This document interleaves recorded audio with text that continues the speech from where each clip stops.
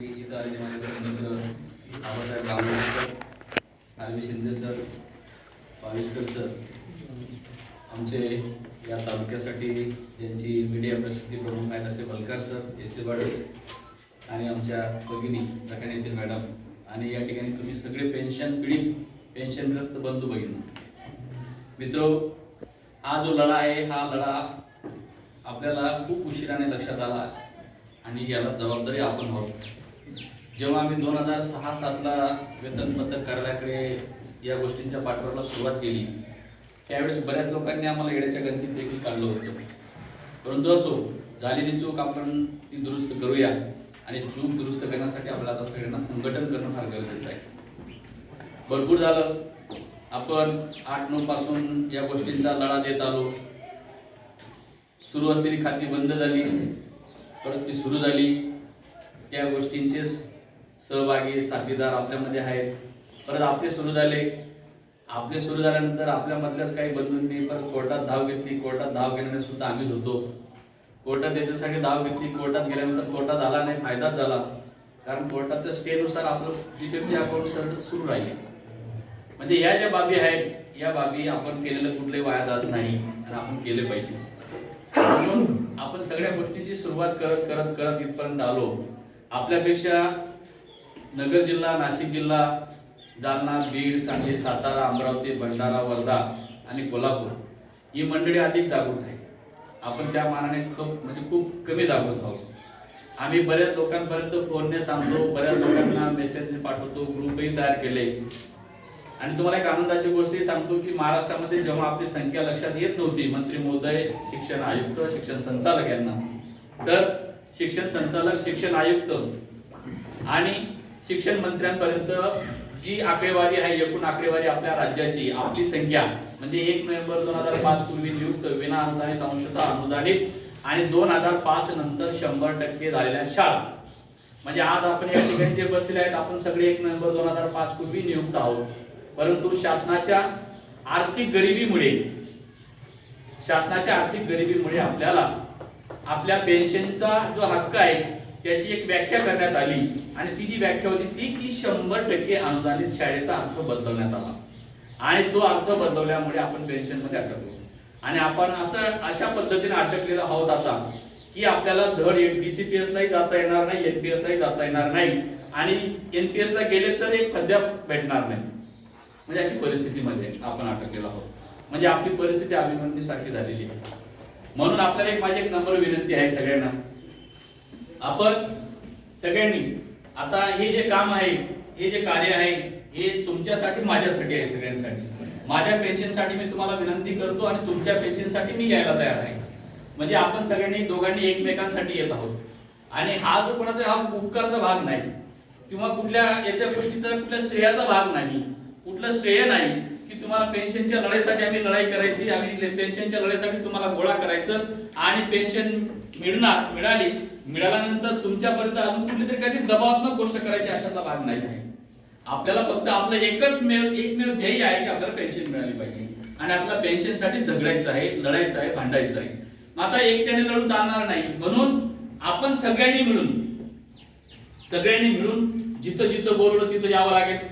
जिथं काही मोर्चा असेल, धरणे आंदोलन असेल, आता धरणे आंदोलन, मोर्चा, संघटन याच्यासाठी मी जरी तुम्हाला किती ओरडून सांगितलं, तुम्ही आले नाही तर संघटन होणार नाही, धरणे आंदोलन सक्सेस होणार नाही, मोर्चा सक्सेस होणार नाही. आपण पाहिलं आझाद मैदानावरती आपले 2 मंडप होते.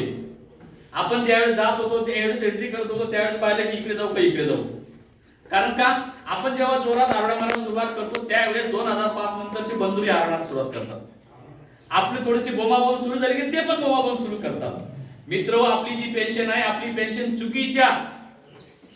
चुकीच्या शोधामुळे, चुकीच्या प्रयोगामुळे आपण अटकलेलो आहोत. शासनाला एकच प्रयोग करावा असं वाटतं की पैसे वाचवायचे आहे आणि शासनाचे सचिव फार हुशार असतात. जो क्लासरूम असतो त्याचं डोकं सुपर असतं, कारण त्याला एकच माहित असतं की मी शासनाचा मोठा प्रतिनिधी आहे, प्रमुख प्रतिनिधी आहे, प्रथम प्रतिनिधी आहे, मला पैसे वाचवायचे आहे. म्हणून तो कदाचित लोकप्रतिनिधींचं देखील ऐकत नाही. मग त्यावेळेस आम्ही ज्यावेळेस भांडायला जातो त्यावेळेस आपल्याला फक्त तो हो म्हणतो, तुमचं माझं संघटन तोडण्याचं काम केलं जातं. आपल्याला सगळ्यांना आता माहित आहे कदाचित 10 जुलैची जी अधिसूचना होती ती 27 जुलैला आपण सगळ्यांनी आंदोलन केलं, निवेदनं दिली, पुन्हा राज्यभर कार्यक्रम झाला. राज्यभर कार्यक्रम झाल्यानंतर सगळ्यांनी ते निवेदनं स्वीकारली गेली. ती स्वीकारल्यानंतर शासनाला कळून चुकलं, नुसतं निवेदनाने नाही सुटला तो प्रश्न. त्यावेळेस आपण 205 आमदारांचे महाराष्ट्रातून समर्थन पत्र मिळवले, 7 मंत्री महोदयांचे समर्थन पत्र मिळवली, महाराष्ट्रातून 7 खासदारांचे समर्थन पत्र मिळवली. त्यावेळेस आपली ही 10 जुलैची अधिसूचना रद्द करण्याचा निर्णय शासनाला रद्द करण्याचा म्हणजे मागे घेण्याचा निर्णय शासनाला भाग पाडला. तेव्हा एवढं केलं तेव्हा. कारण का सगळ्यात पहिले मोठी अडचण तीच ठरली, डोकेदुखी, की आता 10 जुलैची अधिसूचना आली, शाळेची अनुदानाची व्याख्या बदलली. शाळेच्या अनुदानाची व्याख्या बदलल्यामुळे आपण तिथं अटकलो. म्हणजे अशा प्रकारे आपल्यावरती वेळोवेळी अन्याय होत गेले, आपण अन्याय सहन करत गेलो. आणि याला सुद्धा शासन जबाबदार नाही, कारण ज्या वेळेस ही गोष्ट लादण्यात आली त्यावेळेस आपण जागृत झालेलो नव्हतो. कारण का ज्यावेळेस महाराष्ट्रामध्ये शिक्षण सेवक नावाची योजना सुरू झाली त्यावेळेचे संघटना प्रतिनिधी, लोकप्रतिनिधी यांनी निमूटपणे ऐकून घेतलं, म्हणून शिक्षण सेवक योजना ही महाराष्ट्रामध्ये कार्यान्वित झाली आणि आपल्यावरती अन्याय करायला सुरुवात झाली. म्हणजे अशा पद्धतीने पहा, म्हणजे आपण जोपर्यंत आरोड्या मारत नाही, जोपर्यंत प्रखर विरोध करत नाही, तोपर्यंत आपल्याला अन्यायाला बळी पडावंच लागेल. म्हणून आपल्याला या अन्यायाला वाचा फोडायची आहे, म्हणून आपण सगळ्यांनी संघटित झालो पाहिजे. मला तरी वाटतं पेन्शन शिवाय महत्वाचं आणि दुसरं काम नाही, आणि सगळ्यात मोठं काम नाही आणि महत्वाचंही नाही. सगळ्यात पेन्शन फार महत्वाची आहे. कारण तुम्ही ज्या दिवशी सेवेचा शेवटचा महिना असेल त्या दिवशी तुम्ही 1 लाख रुपये पगार घेणार, सरांनी सांगितलं असतं. आणि रिटायर झाल्यानंतर तुम्ही तळ्यात मळ्यात आहात. आज जरी वाटत असेल सगळ्यांना सांगतो, आपल्या डोक्यामध्ये अजून एक सुपीक कल्पना आहे की ज्ञानोपासक शिक्षण मंडळी सारख्या संस्था आहे, त्यांच्या 10 ते 15 शाळा आहेत. मला वाटतं की मी विनाअनुदान शाळेत नोकरी करतो आणि ज्यावेळी मला सेवानिवृत्त केलं जाईल त्यावेळी मी संस्था चालकांचे पाय धरून त्या शाळेत बदली करून घेईन आणि मला पेन्शन बसेल. ही डोक्यातून कल्पना काढून टाका. हे का हे फक्त मुंबई जी काम करत आहे. मुंबई ईजीच्या लक्षात आलेलं आहे की मुंबई विभागामध्ये पेन्शनची प्रकरणं मंजूर होत आहेत आणि आपल्या महाराष्ट्रामध्ये 2 ईजी ऑफिस आहेत, एक मुंबई आणि नागपूर. नागपूर ऑफिस मधून एकही 2015 नंतर एकही पेन्शन प्रकरण आपल्यासारख्या बांधवांचं निघालेलं नाही. ज्यांनी आझाद मैदानावर जोशी मॅडमला पाहिलं असेल त्यांनी तो दिवस आठवावा. पेन्शन नागपूर ऑफिस मधून एकही पेन्शन प्रकरण आपल्यासारख्या बांधवांचं निघालेलं नाही. फक्त मुंबई ऑफिसला अजून डोळ्यावर पट्टी आहे, पण त्या पट्टीला सुद्धा आता काढण्याचं काम सुरू केलेलं आहे. ते लक्षात घ्या. तुम्ही ज्या दिवशी पेन्शनवर जाल 2 ते 3 वर्षांनी, त्यावेळेस आपल्याला हे सगळं कळेल. आपल्याला जरी आज वाटत असेल माझ्या बरोबरच्या बंधूंना, माझ्या बरोबरच्या शिंदे सरांना पेन्शन मंजूर होण्याच्या मार्गावर आहे, परंतु एक गोष्ट लक्षात घ्या, शिंदे सरांचं पेन्शन निघेल 2 वर्ष, 3 वर्ष, 4 वर्षे, परंतु ज्या वेळेस असा काही शासन निर्णय निघेल त्यावेळेस जुनी जी प्रकरणं असतात ती प्रकरणं उकरली जातात आणि उकरल्यानंतर त्यावेळेस त्या डीडीओ कडनं ती वसुली केली जाते. ही गोष्ट लक्षात घ्या. म्हणून आपल्याला पेन्शनसाठी लढा करावा लागणार आहे, लढा द्यावा लागणार आहे. पेन्शनच्या शिवाय दुसरं महत्वाचं कामच नाही. कोणतं काम महत्वाचं आहे मला सांगा ना. तुम्ही वर्ष आता 20, 22, 25, 24 एवढं वर्ष काम केलेलं आहे, एवढा वर्ष सेवा दिलेली आहे, बालकांना मोठं केलेलं आहे, शिकवलेलं आहे. पण तुम्हाला जर उतार वयामध्ये तुम्हाला जर तुमचा आधारच मिळाला नाही, तुमचं शिकवलेलं, पढवलेलं, घडवलेलं, मडवलेलं सगळं वाया जाईल. कारण पेन्शनचं फार महत्व असतं. माझ्या शेजारी एक पेन्शनचा बाबा राहतो. ते रिटायर मुख्याध्यापक आहेत, प्राथमिक मुख्याध्यापक. तर त्या बाबांची इतकी भारी सेवा चालते, सकाळी 8 वाजता बाबांना चहा झाला जातो, गोय चाललं जातं, 9ला बाबाला फिरायला घराच्या बाहेर काढलं जातं, 10ला बाबाला घरात बोलवलं जातं, 12ला परत बाबाला घरात बोलवलं जातं, बाबाला 12ला जेवण दिलं जातं, बाबाला 12 देखील झोपवलं जातं आणि बाबाला 5 वाजता चहा दिला जातो. बाबाला संध्याकाळी 7 नंतर थोडं अंगणात फिरवलं जातं आणि परत बाबाला 9 वाजता घरात घेतलं जातं आणि बाबाला परत 10:30च्या दरम्यान फिरवलं जातं. बाबाला 11 वाजता झोपवलं जातं आणि पप्पा सकाळी उठा, कारण का महिना भरला की बाबाला रिक्षा करून पेन्शन घ्यायला जायला मिळतं. म्हणजे पेन्शनचं एवढं महत्व आहे, लक्षात घ्या. मजाकचा विषय नाही, हा विनोदाचा विषय नाही. म्हणजे पेन्शन एवढी महत्वाची आहे. तुम्हाला सांगतो, आम्ही जेव्हा राज्यावर काम करतो सरांना माहित आहे, मी दिवसातून कमीत कमी मी ठरवून घेतलंय, माझे या ठिकाणी सगळे माझे सहकारी मित्र या ठिकाणी बसले आहेत, मी दिवसभरातून मला जेव्हा जेव्हा वेळ मिळाला मी तेव्हा तेव्हा सगळ्यांना किद्रवतो याच्यासाठी की मला पेन्शन मिळवायची आहे आणि तुमची पेन्शन मला मिळवून दाखवायची आहे. याच्यासाठी मी या सगळ्यांना काही मला राग येतो, काही मला माझा कोणाचा कंटाळाही करतात, परंतु माझी एक नम्र विनंती आहे आपल्याला, मी तुमचा एक छोटासा भाऊ समजा, लहान भाऊ समजा, मोठा भाऊ समजा, सहकारी समजा किंवा एक मित्र समजा, मला माझी पेन्शन मिळवायची, याच्यासाठी मी तुम्हाला संघटित करण्याचा प्रयत्न करतो. तुम्ही माझ्या शब्दाला किंमत देऊन येतात. म्हणजे का की मला पेन्शन मिळवायची आहे, तुम्हाला पेन्शन मिळवून द्यायची याच्यासाठी. म्हणून आपली एक माझी नम्र विनंती राहील. आपल्याला आता पाहतो आम्ही जळगाव जिल्ह्याला जेव्हा मेळावा झाला, त्या मेळाव्यामध्ये आम्ही बऱ्याच लोकांना आग्रह धरला, या या आमच्या बरोबर या. आम्ही कोणा सांगता की लगीन आहे, सालान लगीन, भासान लगीन, साळून पोरण लगीन वगैरे वगैरे भरपूर कार्यक्रम असतात. आपल्या मागे खूप कार्यक्रम असतात, कारण आपण खूप कार्यक्रम अधिकारी असतो.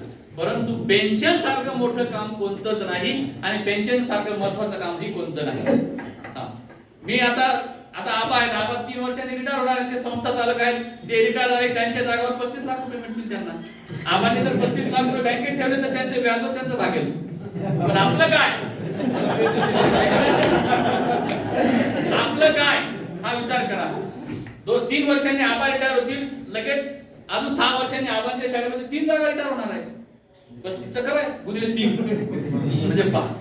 ते संस्था चालक अजून सुद्धा त्यांना माहित आहे की मला पेन्शन मिळाली पाहिजे. त्यांच्या 2 संस्था आहेत, तरी सुद्धा त्यांना पेन्शनची गरज आहे. पण तुम्हाला मला नाही का? म्हणून आपण पेन्शनसाठी संघटित होणं फार गरजेचं आहे. आणि आपल्याला पुढची जी दिशा आहे, तुमच्या माझ्या सगळ्यांच्या माध्यमातून आम्ही काही लोक कंटाळा करतात. आता आम्ही जून महिन्यामध्ये राज्याचा जेव्हा एकत्रित आकडा करायचा होता, त्यावेळेस आम्ही पी.जे. पाटील सरांच्या माध्यमातून माझ्या डोक्यात एक कल्पना आली की आपली माहिती एकत्रित कशी होईल. कारण आपण त्यावेळेस कोरोना कालावधी होता, कोरोनाचा काळ होता. त्यावेळेस आपण प्रत्येक जण एकमेकांजवळ जाऊ शकत नव्हतो, कदाचित फोनला सुद्धा घाबरत होतो. मग त्यावेळेस एक डोक्यामध्ये अशी सुपीक कल्पना आली की आपण आता ही माहिती कशी कलेक्ट करायची, कारण राज्यावरती माहिती द्यायची होती. ज्यावेळेस वेतन पथक अधीक्षकांना सांगितलं की अशी माहिती द्या, आपली माहिती 3 महिने आधी गेली आणि 3 महिन्यानंतर वेतन पथक अधीक्षकांनी ती माहिती विचारायला सुरुवात केली आणि तीही अपूर्ण स्वरूपामध्ये गेली. मात्र आपण जो दिलेला आकडा होता तो शासनाला फायनल करावा लागला आणि नंतर वेतन पथकाने तो आकडा दिला. मग परत त्यात अजून वाढले. म्हणजे ह्या ज्या गोष्टी आहेत, कोणाच्या तरी माध्यमातून, कोणाच्या तरी सानिध्यातून, कोणाच्या तरी महत्वाच्या विचारातून या गोष्टी अशा या येत असतात. म्हणून आपला एक नम्र विनंती आहे की आपला जिल्हा काही सोपा नाही आणि आपला जिल्हा काही साधा नाही आणि आपला जिल्हा काही खूप म्हणजे असा नाही, मागे नाही. आपला जो फॉर्म्युला आहे पूर्ण महाराष्ट्राने स्वीकारला मित्रांनो. हो, आपला फॉर्म्युला पूर्ण महाराष्ट्राने स्वीकारला आणि नंतर मग पूर्ण महाराष्ट्रामध्ये आमची जी राज्याची कोर कमिटी आहे, त्या कोर कमिटीच्या लोकांनी विचारलं की तुम्ही एवढ्या 4 ते 5 दिवसामध्ये एवढी माहिती कशी कलेक्ट केली. म्हटलं अशा पद्धतीने. तर ही माहिती कशी कलेक्ट केली एवढ्या लवकर, तर त्यांना सांगितलं की अशा पद्धतीने आम्ही गुगल डॉक फॉर्म निर्माण केला आणि त्याच्या लोकांपर्यंत म्हणजे ग्रुपच्या माध्यमातून लोकांपर्यंत पोहोचलं. लोकांनी माहिती भरली आणि माहिती भरल्यानंतर आम्ही ती माहिती स्वीकारली आणि त्याच्यामध्ये काही बांधवांनी 5-5 वेळा भरून टाकली. दुसऱ्या जिल्ह्यातली सुद्धा माहिती आपल्या जिल्ह्यामध्ये आली. हो, पूर्ण राज्यातून माहिती आपल्याकडे यायला लागली. मग त्यावेळेस आम्ही तो फॉर्म जो आहे तो लॉक करायला लावला आणि मग ती आपल्या जिल्ह्याची माहिती स्वीकारली आणि आपल्या जिल्ह्याची माहिती पाठवली आणि आमच्या राज्य कोर कमिटीने असा निर्णय घेतला की अशा माध्यमातून आपण माहिती गोळा करूया आणि मग ती माहिती कलेक्ट झाली आणि आपला राज्याचा आकडा निश्चित झाला. नाही तर आपला राज्याचा आकडा माननीय कपिल पाटील साहेब यांनी किती सांगितलं होतं माहिती तुम्हाला सगळ्यांना, पेपरच्या बाजूने सगळ्यांना माहित आहे, 1 लाख. आपला आकडा किती निघाला होता? 1 लाख. पण नाही, आपला 27 ते 30 हजारच्या दरम्यान आपला आकडा आहे. म्हणून आपल्याला पेन्शन भेटेल आणि आपल्याला पेन्शन भेटण्यासाठी आपल्याला सगळ्यांना आता आपली पुढची जी दिशा आहे ती दिशा म्हणजे जिल्ह्याला मेळावा घेणे. जिल्ह्याला मेळावा याच्यासाठी घ्यायचा आहे, जो जिल्ह्याला येईल तो राज्याला नक्की येईल, जो तालुक्याला आला तो जिल्ह्याला नक्की येईल. म्हणून आपल्याला एक नम्र विनंती आहे की तुमच्या माझ्या माध्यमातून अजून आपली जी काही राहिलेली माहिती असेल ती आम्ही एक फॉर्मॅट तयार केलेला आहे. त्या फॉर्मॅटच्या माध्यमातून प्रत्येक तालुकावाईज तालुक्याचे प्रतिनिधी काम करतात आणि त्या तालुक्याच्या प्रतिनिधींनी केलेलं काम जिल्ह्यात एकत्र केलं जाईल आणि आपण प्रत्येकाची माहिती अजून वस्तुनिष्ठ माहिती अजून हार्ड कॉपी मध्ये सगळ्यांकडून भरून घेत आहोत आणि ती माहिती भरल्यानंतर आपण त्याच्यासाठी फॉर्म साठी 100 रुपये घेत आहोत. हा फॉर्म 1 रुपयाचा आहे मित्रांनो, तो इथं फुकट दिला गेला, अजून बाकीच्यांकडे फुकट वाटप केला गेला. पण याची किंमत 100 रुपये याच्यासाठी ठेवली की आपल्याला जिल्ह्याचं नियोजन करायचं आहे. आपल्या जिल्ह्यामध्ये आपल्या राज्याचे जे प्रमुख नेतृत्व करणाऱ्या मान्य संगीताताई शिंदे आहेत त्यांना आपल्या जिल्ह्यामध्ये आणायचं आहे. त्यांचं मार्गदर्शन तुम्हाला मला सगळ्यांना घ्यायचं आहे आणि राज्यातील काही नामवंत जी व्यक्ती आहेत, आमच्या कोर कमिटीमध्ये काम करणारी व्यक्ती आहेत, त्यांना पण या ठिकाणी बोलवायचं आहे. त्यांचं मार्गदर्शन आपल्याला ऐकायचं आहे आणि त्यांचं मार्गदर्शन घेऊन आपल्याला त्यांच्या बरोबरीने हा लढा केलेला लढा आता चालता करायचा आहे. बरेच लोक सांगतात, आता सरांनी सांगितलं की जे जुने लोक आहेत त्या जुन्या लोकांना आपल्या जुन्या संघटना, आता आपल्यामध्ये अशा अनेक गोष्टी आहेत, आम्ही सगळेजण कुठल्या तरी एका संघटनेच्या छताखाली काम करतो. मित्रांनो, तुम्हाला एक नंबर विनंती आहे, मी पण संघटनेचा प्रतिनिधी आहे, संघटनेचं काम करतो, पण आधी पेन्शनसाठी कुठली संघटना धावून आलेली नाही, कोणती संघटना येत नाही. आम्ही बऱ्याच लोकांना सांगून पाहिलं, जुन्या लोकांना, की आमची अशी अशी समस्या आहे, हे कसं आहे याच्याशी आमचा काही संबंध नाही फारसा, तर आम्ही लेटर फार देऊन देतो, तुम्ही देऊन द्या. म्हणजे ते अशा पद्धतीने सांगतात. ठीक आहे, काही हरकत नाही. तर आम्ही तुमचं लेटर फाड पण नको आणि तुम्ही बी नको. आम्हाला फक्त आमची जी संघटना आहे, आमची जी संघटना आहे ती एकमेव संघटना अशी आहे की 1 नोव्हेंबर 2005 पूर्वी आणि 2005 नंतर 100% झालेली, हाच विषय आपल्या डोक्यात असू द्या. म्हणून आपल्याला सगळ्यांना पुढची जी दिशा आहे, आपल्या जिल्ह्याच्या ठिकाणी आपल्याला मेळावा घ्यायचा आहे आणि त्या मेळाव्यासाठी आपण प्रत्येकाकडनं 101 रुपये घेत आहोत, फॉर्म भरून घेत आहोत, की आपल्याला अजून आपली जी माहिती आहे, जिल्ह्याची माहिती ही पूर्ण प्रत्येक जिल्ह्यामध्ये याच पद्धतीने फॉर्म भरून घेतले जात आहेत. प्रत्येक जिल्ह्याची जिल्हा वाईज माहिती, वैयक्तिक माहिती प्रत्येकाची या ठिकाणी गोळा होणार आहे आणि ती गोळा झाल्यानंतर आपल्याला एक मेळावा घ्यायचा आहे. मात्र आता जसं आपण तालुक्याच्या ठिकाणी आला, ही मंडळी मला नेहमी सांगते की सर तुमच्या तालुक्यात, म्हटलं बघा मी राज्यावर काम करतो, याचा अर्थ असा नाही की माझा तालुका काही कमी नाही, कारण माझ्या तालुक्यामध्ये जरी एकाला बरोबर तर 10 लोक येतात, असा मला तालुका. मला तुमच्याबद्दल खूप मोठा स्वाभिमान आहे की माझ्या तालुक्यातील मंडळी असे आम्ही रागावू, एकमेकांशी बोलू, भांडू, परंतु ज्या वेळेस बोललो त्यावेळेस आम्ही सगळेजण एकत्रित येऊ आणि हे जे काम आहे एकत्रित आल्याशिवाय पर्याय नाही आहे. आपण जर एकत्रित आलो नाही तर आपली समस्या सुटणार नाही. आणि आपली संख्या फार मोजक्या शाळा आहेत. मला वाटतं साधारणतः या ठिकाणी 19-22 शाळा आहेत. 19 ते 22 दरम्यानच्या शाळांचे लोक आहेत या ठिकाणी आणि काही शाळांच्या तुकड्यावरील लोक आहेत. आणि जिल्ह्याच्या शाळांची नावं सुद्धा आम्हाला माहित आहेत सगळ्यांची, कारण ज्या वेळेस राज्याचा आकडा डिक्लेअर करायचा होता त्यावेळेस 1998 पासून मान्यता मिळालेल्या शाळा आणि 2001 पर्यंत विना अनुदान मिळालेल्या शाळा, वर्ग तुकडी यांचे सगळे शासन निर्णय शोधून पूर्ण राज्याला आपण त्या ठिकाणी पूर्ण राज्याला एवढ्या शाळा, एवढी पदं, एवढ्या तुकड्या आणि एवढे कर्मचारी आणि याच्यातही एवढे सेवानिवृत्त झाले आणि आता याच्यामध्ये 2 वर्षांनी एवढे सेवानिवृत्त होणार, 3 वर्षांनी एवढे सेवानिवृत्त होणार, 5 वर्षांनी एवढे सेवानिवृत्त होणार. एवढी माहिती आपण राज्यापर्यंत पोहोचवली आहे आणि ही माहिती पोहोचवल्यानंतर आपलं काम पाहिल्यानंतर इतर जिल्ह्यांनाही ते केलं आणि पूर्ण महाराष्ट्रामध्ये सगळी माहिती तशी कलेक्ट झाली. म्हणजे हे जे काम आहे हे आपल्याला सगळ्यांना, तुम्हाला मला सगळ्यांना मिळून करायचं. म्हणून काही तुकड्या 95 आलेल्या होत्या तरी सुद्धा ते लोक या ठिकाणी जुन्या पेन्शन योजनेपासून बाजूला वंचित राहिले. कशासाठी? आता तुम्हाला सांगतो, 27 ऑक्टोबर 2005 रोजी धुळे जिल्ह्यातल्या 19 शाळा अनुदानित झाल्या. बघा मित्रांनो, 27 ऑक्टोबर 2005 पूर्वी, 27 ऑक्टोबर 2005 पूर्वी म्हणजे 2005 ला, 27 ऑक्टोबर 2005 ला आपल्या धुळे जिल्ह्यातल्या 19 ते 22 शाळा अनुदानित झालेल्या आहेत, अनुदानित घोषित झाल्या. त्याच्यात आमच्या 19 शाळा आहेत जवळपास धुळे जिल्ह्यातल्या 19 शाळांमध्ये इथं सगळेजण बसलेले आहेत. नंतर त्या शाळा 40% अनुदानावर झाल्या आणि या शाळांमध्ये साक्री तालुक्यातल्या 2 ते 3 शाळा, बघा बंधूंनो, साक्री तालुक्यातल्या 2 ते 3 शाळा OTSP योजनेमध्ये असल्यामुळे त्या शाळा 100% अनुदानित झाल्या आणि शासनाने 1 नोव्हेंबर 2005 रोजी दिवसापासून जुनी पेन्शन बंद करून नवी पेन्शन सुरू केली. तर त्या 3 शाळांचे कर्मचारी किती दिवसांसाठी जुन्या पेन्शन मध्ये बसले? बघा दिवसाला किती महत्व आहे, दिवसाला किती महत्व आहे आणि शासनाच्या निर्णयाला किती महत्व आहे. परंतु ते मंडळी देखील आपल्या बरोबर लढायला तयार आहेत. काल ते साक्री तालुक्यात आमच्या बरोबर आलेले होते. काल सगळ्यांनी फॉर्म भरले, सगळेजण आपल्या बरोबर लढायला तयार आहेत. त्यांना सांगितलं की तुम्हाला मिळणार आहे. नाही सर, आम्ही पण तुमच्या लढाईत सहभागी आहोत. म्हणजे त्यांना तर त्यांचा जर शासन निर्णय झालेला आहे, परंतु तो शासन निर्णय जरी झाला तरी 40% जरी आपल्याला पत्र निघालं, परंतु प्रत्यक्षात अनुदान मात्र सप्टेंबर 2006 पासून मिळालेलं आहे, तिथं ते अटकलेले आहेत.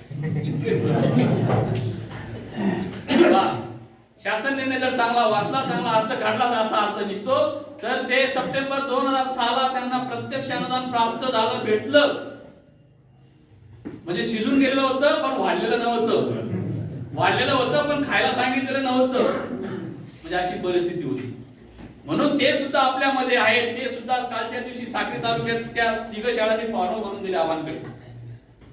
म्हणून आपल्याला एक नंबर विनंती आहे, 1 नोव्हेंबर 2005 पूर्वी नियुक्त जेवढे कर्मचारी आहेत, मुख्याध्यापक, शिक्षक, शिक्षकेतर कर्मचारी, यांनी सगळ्यांनी फॉर्म भरून द्यायचे आहेत. आणि सगळ्यांनी माहिती, हा जो फॉर्म भरून देणं, हा फॉर्म नुसतं जमा करायचा नाही आहे. हा फॉर्म भरून दिल्यानंतर त्याच्यासोबत फी पण द्यायची आहे. आणि जेव्हा जेव्हा तुम्ही सगळेजण ग्रुपला अटॅच आहात, असं कोणी सांगायचं नाही. ज्याला यायचं नसतं तो सांगतो की मी त्या ग्रुपमध्ये नाही. आपले 5 ग्रुप आहेत.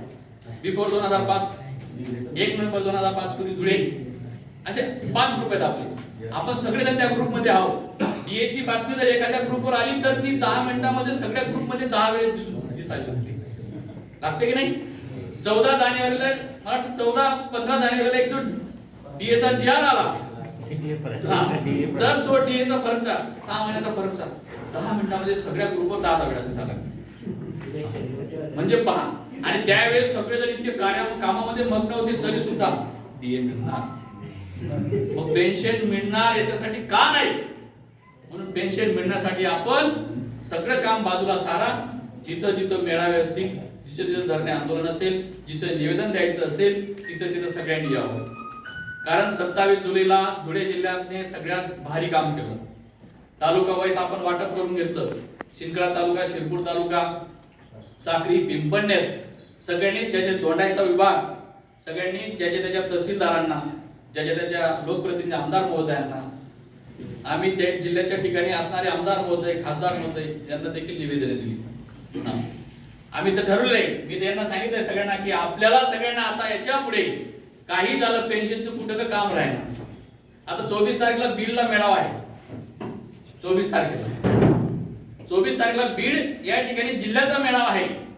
तर त्यांनी देखील सांगितलं की राज्य कोर कमिटीने सर तुम्हाला यावंच लागेल आणि तुमच्या जिल्ह्याच्या कोर कमिटीला आणावंच लागेल. म्हणजे पहा, जळगावला मेळावा झाला तर आम्ही भांबरे सरांना अगदी तिथून काढलो होतो. धुळ्यात आम्हाला दराडे साहेबांकडे निवेदन द्यायला जायचं होतं. भांबरे सर त्यांच्या शालकच्या लग्नामध्ये मग्न होते. म्हटलं शालकला सोडा, तो जर लगेच वेग ना तो टाटा करते. जिजाजी बाय, दाजी बाय होते. तरी सुद्धा भांबरे सरांना किदरून दराडे साहेबांकडे घेऊन गेलो होतो. म्हणजे आणि ज्ञानोपासकची मंडळी तुम्हाला नम्र विनंती आहे, Balkar sir, SC. Patil, Pawar sir, तुम्हाला नम्र विनंती याच्यासाठी करतो की आमच्या तालुक्यामध्ये तुमची संख्या जास्त आहे ज्ञानोपासकची. तुम्ही सगळ्यांनी आलंच पाहिजे, सगळ्यांनी आलं पाहिजे, सगळ्या ठिकाणी आलं पाहिजे. तुम्ही असं म्हणू नका की दोंडायचा धुळं खूप अंतर आहे. तुम्ही सगळ्यांनी या, कारण तुमच्या 2 गाड्या भरतील तेव्हा आमचे 4 जण निघतील, कारण तुमची संख्या जास्त आहे आमच्यामध्ये. म्हणून आपण सगळ्यांनी या ठिकाणी यावं, सगळ्यांनी प्रत्येक ठिकाणी यावं. आपल्याला जो जिल्ह्याचा मेळावा घ्यायचा आहे त्या ठिकाणी आपले जेवढे 380 बंधू आहेत, बंधू भगिनी आहेत, सगळ्यांनी यायचं आहे. आणि आपल्या जिल्ह्याला जो मेळावा घ्यायचा आहे तो राज्याला आपल्याला दाखवून द्यायचा आहे की आमचा धुळे जिल्हा काही कमी नाही. आम्हाला आमच्यामध्ये सगळे बुद्धिमान लोक आहेत, कर्तृत्ववान लोक आहेत, सगळी चांगली माणसं आहेत आमच्यामध्ये. म्हणून आपण सगळ्यांनी धुळे जिल्ह्याचा जो मेळावा घेणार आहोत तो धुळ्याच्या ठिकाणीच होईल, धुळे शहरामध्येच होईल. अजून जागा फायनल करायची बाकी आहे. तर आपण सगळ्यांनी यावं, आपल्या परीने जे जे आपल्याला मदत करता येईल तीही करावी. आणि आपल्याला मदत एकच करायची आहे, आपला जो सोबती आहे तो कंटाळा करत असेल त्याला वळून ताळून आणायचं आहे. आपला जो मित्र आहे, आपल्यातले काही कंटाळखोर असतात, बरेच जण म्हणतात आम्ही दराडे साहेबांपर्यंत पोहोचत नाही, तेव्हापर्यंत 3 जणांचे भेटी का करून दराडे साहेब आम्हाला हरकत नाही.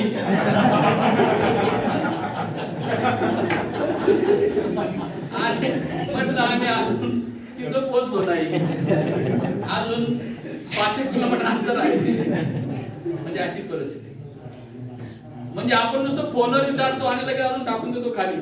नाही, आमदारांना पेन्शन भेटलं ना, आपल्याला भेटायला पाहिजे. अरे बाबा तुम्ही आहे ना आमच्या बरोबर, तिथं बोलून टाक. आणि का नाही, तुम्हाला व्यक्ती स्वातंत्र्य आहे, मला व्यक्ती स्वातंत्र्य आहे. म्हणून आपण सगळ्यांनी आलं पाहिजे, सगळ्या ठिकाणी आलं पाहिजे. तुम्हाला नागपूरचा किस्सा सांगतो. नागपूरला जेव्हा आम्ही जायला निघालो, आमचे 6 लोक नागपूरमध्ये आणि आम्ही 6 लोक आमचे आणि त्यांचे बी बाकीचे रेल्वेमध्ये, आणि आम्ही गुट्टी बोरीला पोहोचत नाही त्याच्या अगोदर आंदोलन स्थगित झालं, मेसेज आला, कारण वातावरण खराब झाल्यामुळे. तरी आम्ही डोक्यातून असं कधी मानलं नाही की आपण बिनकामाचं कदम सरांनी फोन केला आणि एम पाटील सगळ्यांना घेऊन आले, काही नाही. तरी त्यांनी आनंद मनवला. त्या आंदोलना ठिकाणी न पोहोचता दुसऱ्या ठिकाणी जाऊन त्यांनी पेन्शन भेटेल तेव्हा भेटेल पण आनंद मानून ते 2 मस्तपैकी फिरून आले. पूर्ण नागपूर बघून आले. पूर्ण नागपूर बघून आले. आम्ही गेल्यानंतर नागपूरच्या रेल्वे स्टेशनवर गेलो. आमच्या बदाने सरांनी तोपर्यंत तिकडनं यायची तिकीट काढून ठेवले. हॉटेल ठेवली 75 रुपयामध्ये जेवणाची. तिथं 75 मध्ये जेवण करून घेतलं आणि बसने परत त्या रात्रीच्या रेल्वेने घरी आलो. तरी आम्हाला वाईट वाटलं नाही. कारण का, तुम्हाला जर पेन्शन मिळवायची आहे तर वाईट का वाटून द्यायचं? झाले तर झाले, फजित काय फरक पडणार आहे? अशा बऱ्याच ठिकाणी फजित होतो. आणि आपल्या जिल्ह्याने सुरुवात केली नागपूरला. सकाळी गेले आमचे सर म्हणे, सर आम्ही 4 सर ठीक आहे येतील. नाही डोंगरे सार दिसत नाही म्हटलं, येतील 10-15 मिनिटात. म्हणजे अशा पद्धतीने आपण कुठल्याही गोष्टीचं मनामध्ये काही ठेवायचं नाही आणि आपल्याला पेन्शन मिळवण्यासाठी सगळ्यांना यायचं आहे. धुळे जिल्ह्याचा मेळाव्यासाठी आपल्याला चांगल्या प्रकारे यशस्वी करून दाखवायचं आहे. आणि नुसता मेळावा यशस्वी करून फायदा होणार नाही, तर आपल्याला प्रत्येक ठिकाणी जायचं आहे. राज्याचा मेळावा मला वाटतं साधारणतः फेब्रुवारीच्या शेवटच्या आठवड्यामध्ये होणार आहे. आणि राज्याच्या मेळाव्यासाठी माननीय शरदचंद्रजी पवार साहेब किंवा सुप्रियाताई सुळे साहेब किंवा अजितदादा पवार साहेब हे येणार आहेत. आणि आपल्या ज्या नेतृत्व करणाऱ्या ताई आहेत त्यांचं असं म्हणणं आहे की जरी पेन्शन मिळालं आणि एखाद्या आमदार मंत्री महोदय खासदाराने सांगितलं की मी तुम्हाला पेन्शन मिळून दिलं, तरी संगीताबाई शिंदे सांगतात की तुम्ही मिळून दिलं, तुम्ही मिळून दिलं. आता मी तुम्हाला पण माझी नम्र विनंती आहे, पेन्शन जर मिळालं, तुम्ही जर सांगितलं की सर तुम्हाला पेन्शन मी मिळून दिलं, हो बाबा तू मला पेन्शन मिळून दिलं, अशा पद्धतीने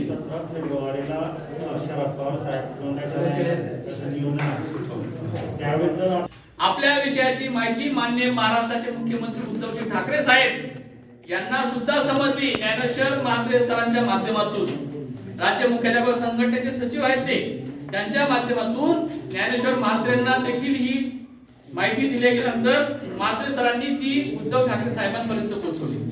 आणि म्हात्रे सरांशी बऱ्याचदा आमचं बोलणं झालं. बाविस्कर सर बोलले, मी स्वतः बऱ्याचदा बोललेलो आहे म्हात्रे सरांशी. म्हणजे अशा पद्धतीने आपली जी माहिती आहे, आपलं पेन्शन कशासाठी अटकलेली आहे, ही माहिती राज्याच्या सर्व मंत्र्यांना, सर्व आमदार महोदयांना, मुख्यमंत्री महोदय यांना पोहोचलेली आहे. म्हणून आपण घाबरून जायचं नाही. आपण सगळ्यांनी आता पेन्शनसाठी फक्त लढा देण्यासाठी प्रत्येक ठिकाणी जातीने हजर राहायचं आहे. आपल्याला सगळ्यांना एकच नंबर विनंती आहे. आम्ही आता जो फॉर्म आहे पीडीएफ बऱ्याच लोकांपर्यंत पोहोचवली. काही लोकांनी अगदी पोट तिडकीने ती पीडीएफ ची झेरॉक्स मारली, भरून घेतली, आज जमा करताय. ज्यांची भरायची बाकी असेल त्यांनी पीडीएफ ची झेरॉक्स काढा आणि कोरा फॉर्म आमच्याकडनं घ्या, तो भरा. आणि आमच्या आता या ठिकाणी आपल्या तालुक्यातून भांबरे सर आणि एम डी पाटील सर आणि दोडाच्या भागातून एस सी पाटील सर तुमचे राहिलेले आहेत. मला बऱ्याच जणांचे